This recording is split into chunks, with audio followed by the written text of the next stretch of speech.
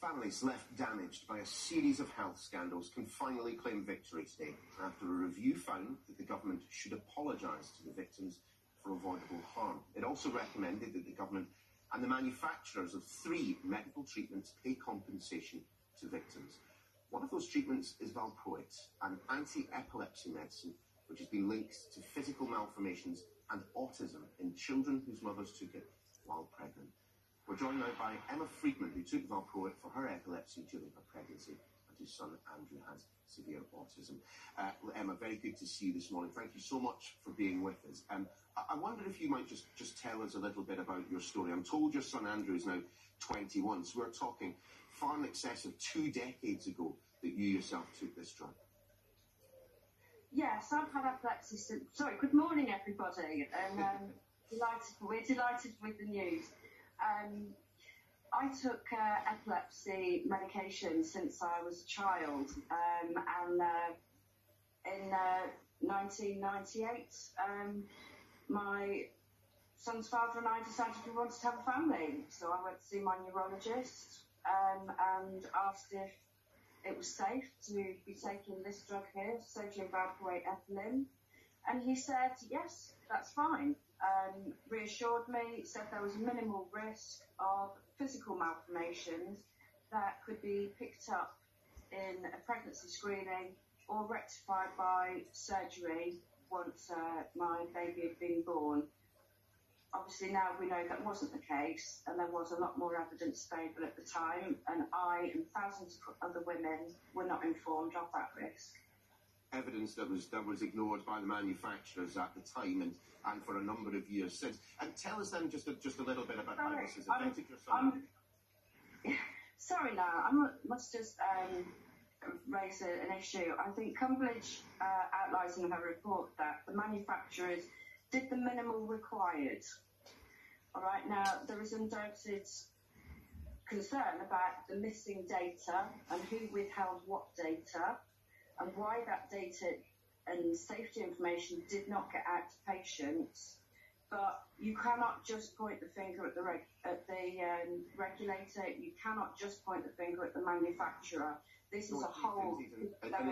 Isn't that why the government as well have been issued what one must imagine. So it's not an embarrassing apology for them, as they weren't directly empowered themselves, but they have had to apologise for the role that successive governments have played in all of this. Yes, definitely. I mean, both Conservative and Labour have got blood on their hands here with these 3 interventions. Both governments have had the opportunity in their long periods in government, over 10 years, to actually address these regulatory issues and do something about it and make sure that we have a regulatory system that is fit for us in the 21st century. This should have been done decades ago, and it wasn't. And we're delighted that Baroness Cumberlege and the review team have finally summarised our histories, our concerns, and made some really positive recommendations for the future. Emma, tell us a little bit more about your son and the way in which this drug has affected him, and indeed what the offer, the pending offer of some kind of financial compensation might actually mean for you both.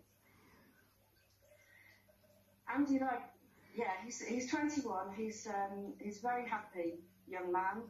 He has severe neurodevelopmental learning disabilities and autism. He doesn't have very many physical problems, but he's never going to live independently.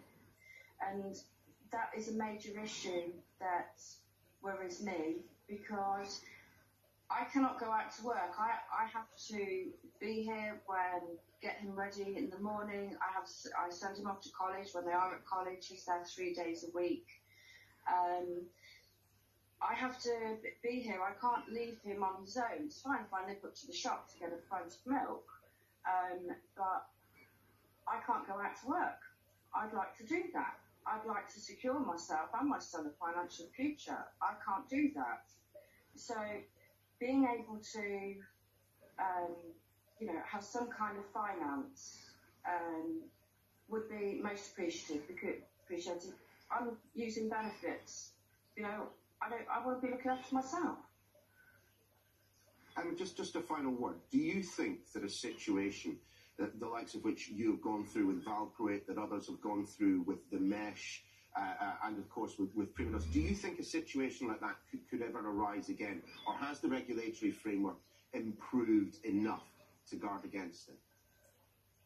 No, this review has been done because the regulatory framework is totally inadequate. This review has been done because victims of pharmaceutical harm have not received access to justice in the UK courts. And so the tax burden, the cost of helping us and treating our health conditions, that is falling on the taxpayer. The taxpayer is paying this money. You are donating to the charities that our children benefit from. The issue is the system. The issue is access to justice.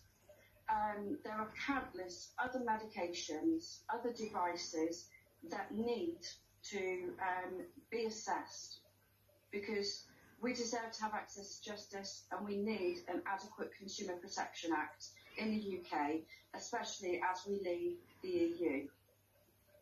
Well, I'm sure that many, many people would agree with you on that. Emma, we wish you and your son all the very best. Emma Friedmann, thank you for joining us on the show this morning. Thank you. It's been a pleasure.